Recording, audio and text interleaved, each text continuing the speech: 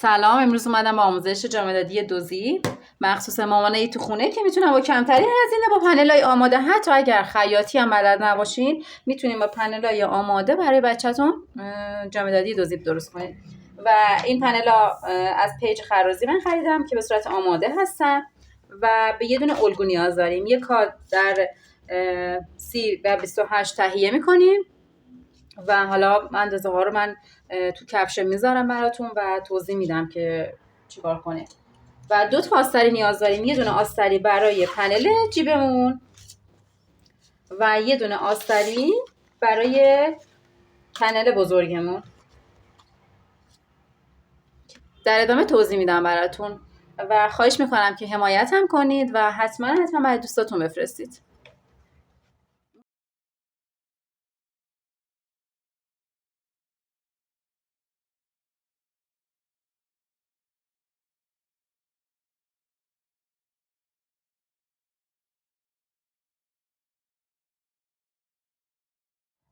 زیپمون رو دوختیم و باید پایین کارمون هم دوخت کنیم به این شکل.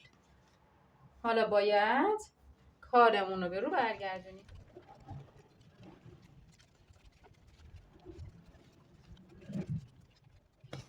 خب حالا جیبمون رو برمیگردونیم و یه نیش چرخ روی زیپمون میزنیم برای قشنگی کارمون.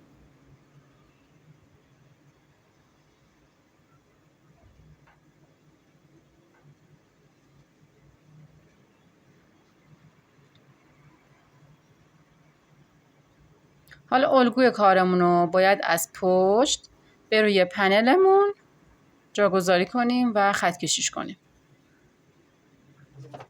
و دور تا دورش رو قیچی کنیم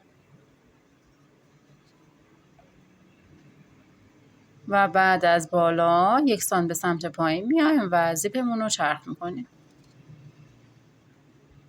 حالا برمیگردونیم جیبمون رو و یه نیک چرخ پایین جیبمون میزنیم که وصل بشه به پنل جامدادیه.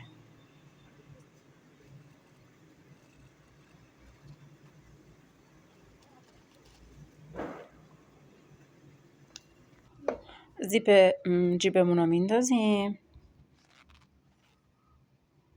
و الان باید زیپ اصلیمون رو روی کارمون قرار بدیم، سوزن تگت بزنیم و آسترمون رو قرار بدیم و دوخت کنیم. برای اینکه زیر حالا پنلای کارمون چرم هست، برای اینکه حالا راحتاً حرکت کنه میتونید چرمش کنید یا از پایه تفلون دوزی استفاده کنید.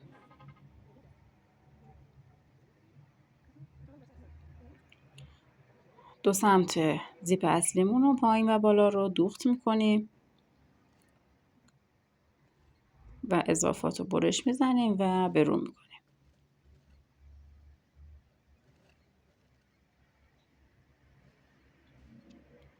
اینجا میتونید از پایه زیپ دوزی هم استفاده کنید. زیپمون رو کنار هم دیگه قرار میدیم، باید مساوی باشه با زیر کارمون و یه نیش چرخ به روی کارمون میزنیم برای وصل شدن آستر به پنلمون. و این جایی که با دست نشون دادم باید با نیش چرخ چرخ کنیم که پنل به آستر وصل بشه.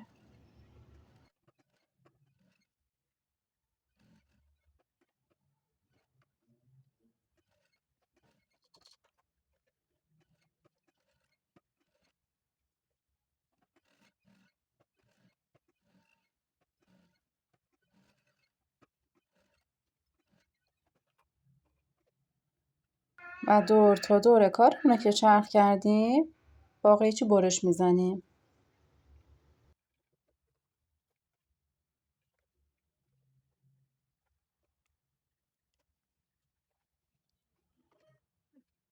حالا زیپمون رو وصل میکنیم. من از زیپ شماره 5 استفاده کردم و طبق حالا فیلمی که دارم بهتون نشون میدم این جامدادی های حالا ساده که دوخت میکنین طبق همون دوخت کنین و میتونین حالا از بندای برزنتی هم برای دسته ها استفاده کنین. من از همون بندای جنس پنل استفاده کردم.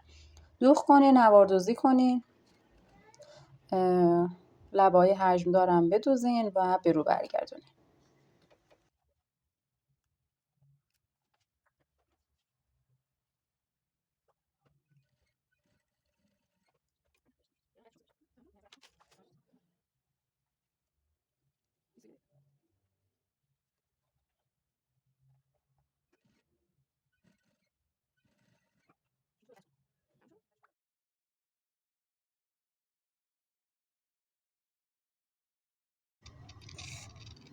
اینم آخر کارمون، یه جامدادی 2 زیپ و زیبا. میتونید طرح‌های مختلفی تهیه کنید.